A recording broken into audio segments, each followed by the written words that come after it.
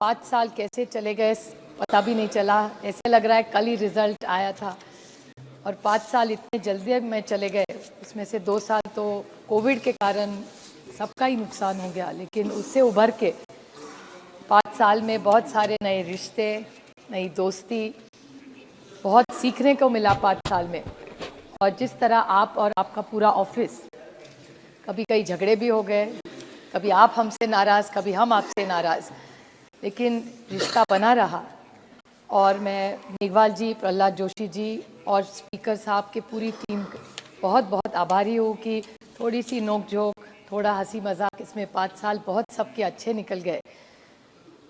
और आपकी पूरी जो ऑफिस पहले बिल्डिंग में बहुत सारे, हमारी एक बैच ऐसी रहेगी जिन्होंने दोनों हाउस में काम किया है, कि वो भी पुराने रिश्ते, उस बिल्डिंग में बहुत सारी यादें, बहुत सारे लोग जिन्होंने इस देश का इतिहास लिखा है।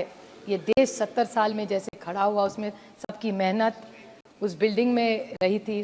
The entire our independence and the fight to be our Ambedkar's constitution, वो सारी यादें उस बिल्डिंग में। और नए इस बिल्डिंग में आपकी छत्र छाया में हम आए, वो पुरानी यादें तो छूट नहीं रही है, यहाँ धीरे धीरे संभल रहे अभी।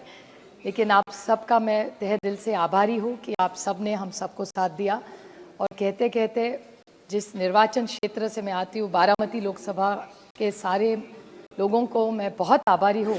पार्टी को तो आभार अभी नहीं मान सकती, क्योंकि पार्टी थोड़ा डिलेमा में है, थोड़ी इधर है, थोड़ी उधर है।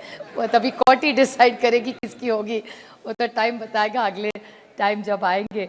लेकिन आप सबका साथ, प्यार, ऐसा ही हम दूसरे के लिए प्यार रहे।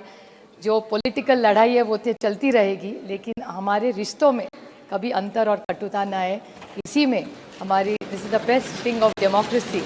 तो इस हिसाब से आप फिर से स्पीकर साहब और पूरे ट्रेजरी बेंच और सारे अपोजिशन के, फिर से मैं सबकी आभारी हूँ।